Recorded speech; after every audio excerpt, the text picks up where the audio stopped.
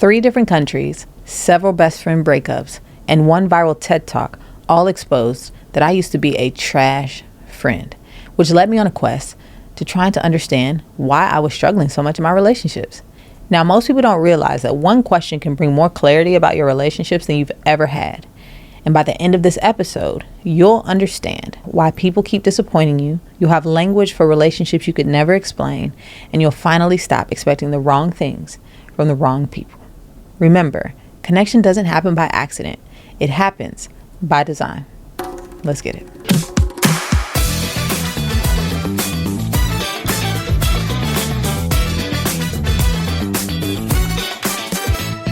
Welcome to Connection by Design. I'm so excited that y'all are here with me. Can I just say that it just feels great? Don't it feel great to know that people are like watching and listening and all the things? Yes, I think it's very exciting. Okay, let's just get into the story. So before I was 12, I lived in 3 different countries.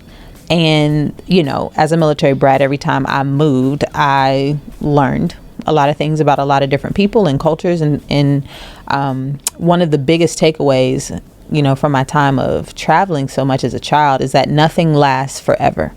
Now, this whole nothing lasts forever notion was literally like instilled in my survival pattern. Like I thought you go, you attach really fast, you learn really quickly. And then at some point, which again, my notion and concept of time as a child wasn't really like clear, but at some point it's going to be time to leave this place. And when it's time to leave, we're also going to detach quickly. And so the way that I kind of started to view life was that wherever I am, I don't know how long I'm going to be here. So I need to get in, meet people. And then when it's time to go, it's just time to go. Now, naturally, that made me a trash friend. Because relationships don't actually work like that, right? Like you don't actually just go meet people and, you know, have expectation and anticipation at any point that this is going to be over. But that is how I kind of went into relationships, thinking that this is temporary. Nothing will last forever. All of that transition just kind of led me to think that like, oh, relationships are temporary. And I never really learned how to build anything that lasts. So the first thing that I think is a lesson for today's episode is that there are levels to relationships. There's nuance to relationships. And a part of the framework that I'm going to unpack for us today shows you that there aren't these 2 extremes of relationship dynamics where this is temporary or this is forever. There's actually 5 different levels of relationships. And I had no idea. No idea about this until the last decade or so of my life. And this is great news to know that every single relationship has levels, because you don't have to keep operating on those extremes like I did as a result of being a military brat. And I don't know if as you think about your life, like just the simple way that you were born, like the place you were born, the culture you were born in, the rhythms of your family, like as a child, like those things actually impact the way that you even see the world and the way that you see how you should be attaching and detaching from the people around you. And as we think about this first lesson of every relationship has a level, just know that once you understand this, it will make every relationship in your life better, which leads me to lesson number 2. And that is that each of those levels have a currency. So what do I mean by that? You know, every relationship that you're in, there's something that you're exchanging between you and that person. And the exchange is appropriate to that specific level of connection. Now, I mentioned that I've had several best friend breakups, and they all have wrecked me at some point. Not because they ended, but because I was always confused about why they ended. Like I could never understand, like, why has this not worked out the way that I wanted it to? Or why do I continuously feel like I'm disappointing this person, or like I'm ruining this person's life? I don't know if you've ever felt that way. I've often felt like I'm on the side of offense rather than the offended. And so I have spent a good chunk of my adult life debriefing relationships that haven't worked out. And before I understood this framework, it was really hard for me to understand. Like I was just like, I don't know. And when you don't have language for relationship dynamics, and you don't know it's not even just about what you're calling people, like their title, but you don't know really how to define what this is and what we're exchanging. It makes relationships extremely difficult. It took me years to realize this truth that I'm going to break down about the currencies, because if you don't understand the currency, you're going to ask the wrong questions. You're going to have the wrong expectations. For example, I would say the biggest takeaway for me as it pertains to like the whole currency exchange in relationships is that I stopped being disappointed once I understood that there was a different currency for every level. I had my expectations all over the board and couldn't actually show you a pattern for why I was expecting the things I was expecting for certain people, other than I was just expecting it. And y'all know how sometimes you're in a relationship with a person and you're like, they should just know. And it's like, well, why do you think they should just know? Well, they should just know. Well, what should they know? And why should they know it? It's the question we need to be asking. It became so helpful for me, y'all, when I finally saw it on paper. And somebody was just like, actually, here's the level. Here's what you should expect at this level. And it just made so much sense. And also, it just completely freed me up from being disappointed all the time to being so easily offended by people all the time. Do you know people like that? Where it's like every little thing like offends them. And it's because their expectations for the interactions that they're having with other people probably don't match the level of connection. And so that is lesson number 2, that every level has a currency. Now, this third lesson is just, I can't wait till we get to the board. Like, I'm itching to get to the board today, because this third lesson is all about exposing the fact that you've probably been missing 2 whole levels in the 5. You probably have level 1 and level 2 and level 5, but level 3 and level 4, I guarantee most people don't have. They don't have language for it, and they have absolutely no idea what the exchange of currency is on those levels. And so lesson 3, you're missing level 3 and 4. Now, I talked about doing a TED Talk several years ago. The TED Talk is literally called 9 Ways to Tell If Your Friends Are Trash. Now, I think the whole, expectation for a TED Talk speaker is for them to be some level of expert, right, in their area. And I was not positioning myself as an expert or as a poster child or anything for friendship, as much as I was positioning myself to be a champion for it, someone who was here to disrupt the status quo and make noise around the fact that we need to value friendship at a deep level. But these 9 ways were not things that I just pulled out of the air. They were all 9 of them, things that I had been doing in my relationship dynamics at some phase of life or another. And so it really was just this admission of, I have failed at this. And in my failure, I have learned a ton. And you should probably listen to me, because you should just probably listen to me, because I've been there and I've done that, and I've gotten all the t-shirts. And I wouldn't say that I was a bad person. I just didn't know what I didn't know. And I had started to do some work in my life and started to notice these patterns. And I was like, yeah, this isn't helpful. And so I thought, hey, let's do a TED Talk about it. Well, this TED Talk went viral, and people were like, oh my gosh. Thank you so much for sharing all of these things. Now, I am not in the school of warning everybody just for the sake of warning people. It was literally just to help people see flags so that they could make better decisions. Because the truth of the matter is most people jump, like I said, from those first 2 levels all the way down to the deepest level in level 5, and then wonder why relationships don't work, or why they explode, or why their feelings get hurt. And the insight that I feel like came as a result of even working on this TED Talk and doing it with the feedback that I got from folks is that without language, we cannot see what is happening in our relationships. We just can't. And we can't explain it. We can't talk about it, and we can't fix it. And so, if you've been trying to make people fit in levels 1 and 2 and then jumping to level 5, which I guarantee most of the people here listening might have been doing that, or might do that and not even know that they're doing that, understanding levels 3 and 4 is going to completely unlock things for you. So without further ado, let's go ahead and get to the board so I can map out all 5 of these levels of connection, show you the currency that's being exchanged on each level, and show you why levels 3 and level 4 are often missing in people's life. Let's get it.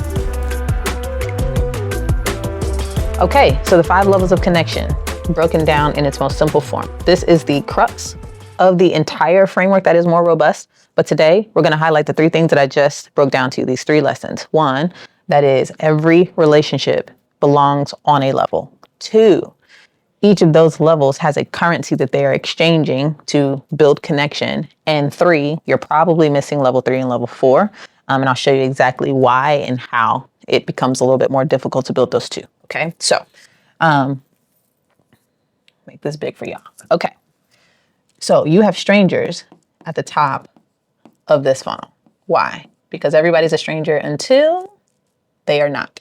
And the reason why they're a stranger is because you don't have any information about them. Okay. Now, that stranger has the best chance of becoming an acquaintance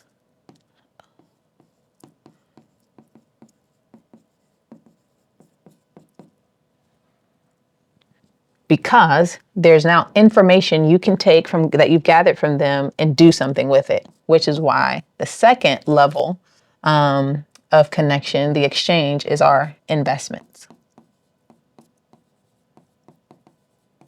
Okay. So we're exchanging information with strangers, and then we're taking that information and we are investing it. And that is what makes us acquaintances. Okay. Then you have allies. Now, a person becomes an ally when there's mutual benefit to y'all's relationship. Okay. Meaning the things that you're investing are bringing a return on investment. We call that interest. So not like interest, like I'm interested in you. Like I have given $1 and I got $1 back plus some. Okay. So whatever you're investing, I'm investing time and I feel like I got a good return on that investment of my time. I invested attention and energy or my resources or my relationships. And I feel like I get something back every time I invest those things into this person. Then there's interest on that investment. Okay. Which makes y'all allies. Okay. Now, these relationships are extremely meaningful and they are also shallow. Okay. So we mentioned in a previous episode that when you're talking about depth versus shallow, like shallow exists up here. Why? Because this is all built off of reciprocity. All right. But it's also super meaningful. These relationships. Why? Because these relationships are majority of the people that we know. So I want you to remember that we need all 5 of these levels of connection in our life. And these are the currencies that we're exchanging. Information is the currency with the stranger. Investment is the currency with the acquaintance. Interest is the currency with people who we would call our allies. We have confidants on level 4. Okay. And these individuals, the currency with them is our intent. Your shared intent with an individual allows a relationship to go from shallow to deep. Okay? Like your relationships down here become deep because you're allowing people to know who you are on level 4 and level 5. And a part of letting someone know who you are is sharing your intent, who you are, how you are, and why you are. All right? And so that is the currency on level 4.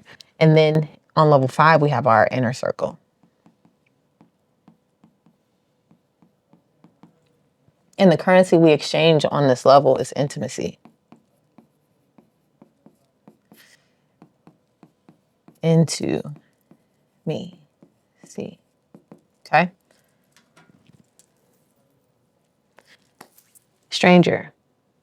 Currency exchange, information. Acquaintance. Currency exchange, investments.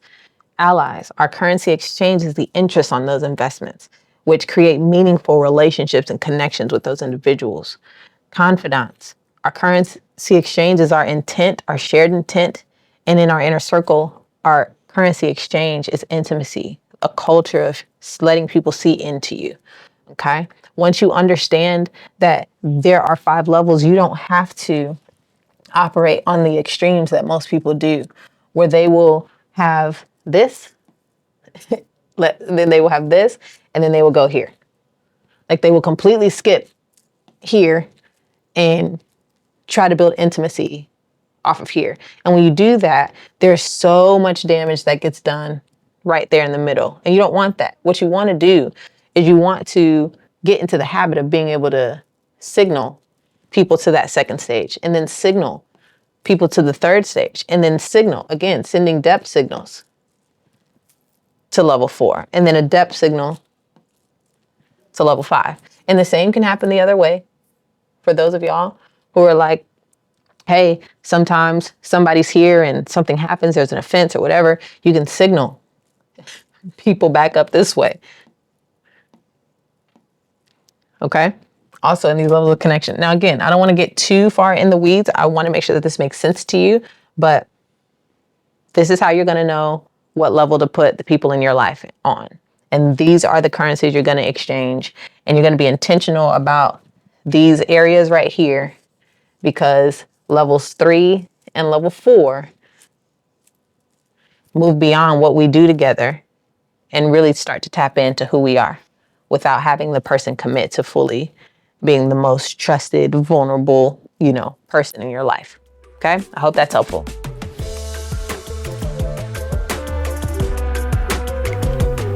Best friend for 5 years. Talked all the time.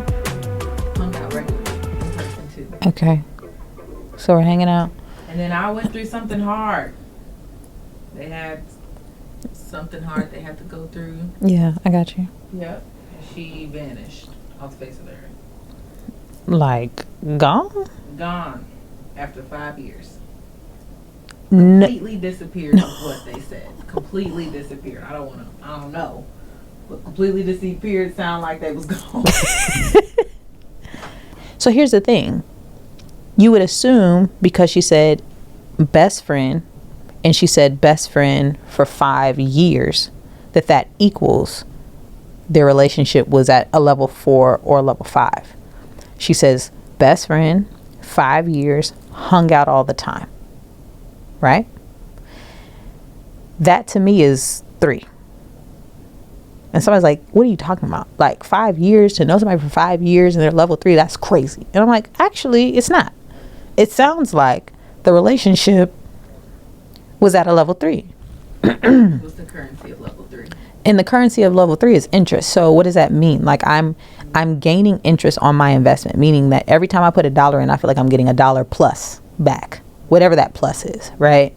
And so we're reciprocating with one another. There's a reciprocity cycle happening here. This is extremely meaningful for me. This relationship adds value, but it's not deep.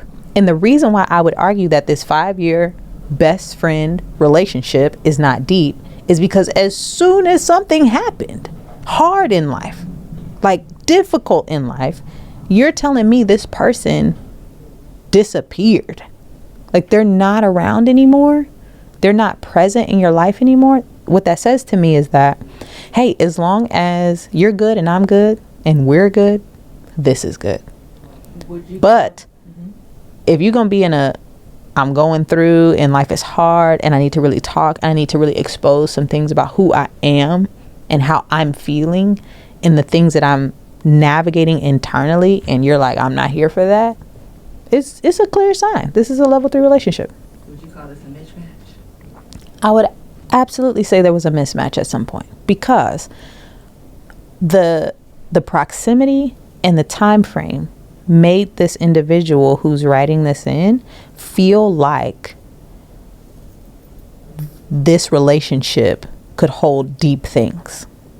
And we often think that. We will assume or write the story that, well, we have the time under our belt and we have the frequency under our belt. I should be able to go deep with this person. And then you go deep with the person and you start exposing who you are, how you are, why you are. You start talking about things in life that reveal things about, that are intimate, right? And the relationship container cannot hold those things, which is what it sounds like happened in this relationship dynamic. Give me another one. Me and my cousin grew up together. We're family, but as adults, I feel like we're strangers who just happen to share DNA. Should I be trying harder?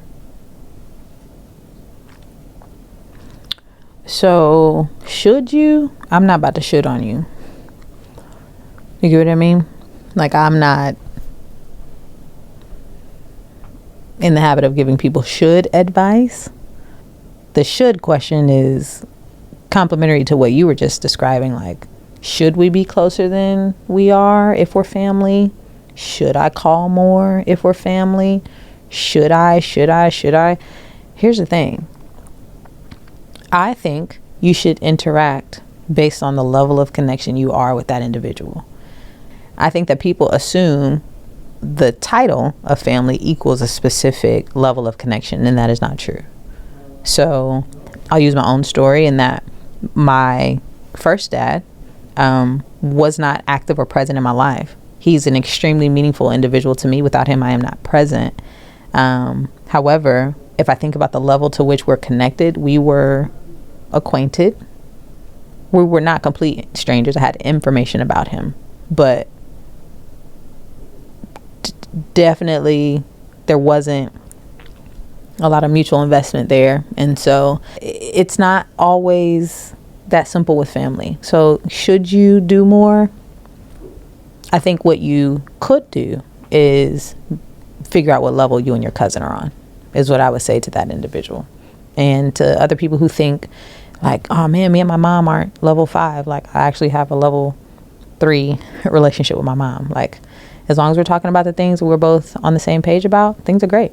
As soon as we start talking about stuff we disagree about, whole conversation implodes. Well, I would recommend that you lean into level 3 with your mom. And if there's opportunity and desire for level 4, then go there. But if there's no desire to go to level 4, or level 4 does not actually create the depth that you would hope it would, then stay on level 3 and wear it out.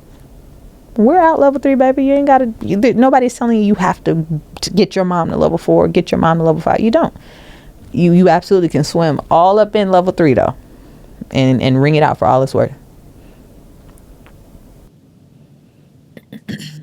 Say I had a level 5 relationship, but I feel like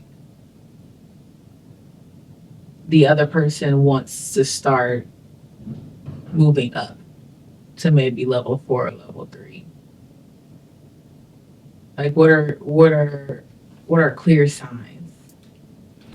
I think the scenario you're explaining poses a question that I get often, which is, how do you move someone up like from a level versus like going deeper down into the levels? And I love that question because it says to me that the person is thinking about ways to unravel the relationship versus cut the relationship off, right?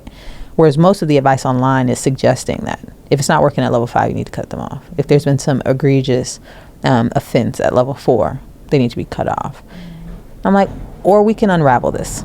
You know what I mean? And once you know what the currency is on that level, then you stop exchanging that currency with that individual. It will naturally push the relationship to the previous level.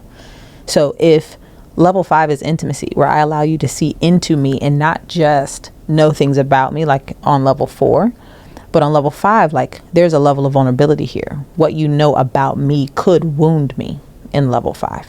And that space is probably reserved for a handful of people, if that, for some folks. And so if I have exposed myself to you to the point where you can wound me on level 5, and you have not been found to be a safe individual or a person who can hold that, there's no that psychological safety is not there, and you punish my vulnerability, I'm absolutely not going to continue to be vulnerable with you. That doesn't mean we can't talk ever. It just means we cannot talk on level 5. So here we go, level 4. You get what I mean? And you can know things about me, and we can talk, at a certain level, but I will readjust the currency that I'm exchanging with you if I don't feel like I'm getting interest on my investment.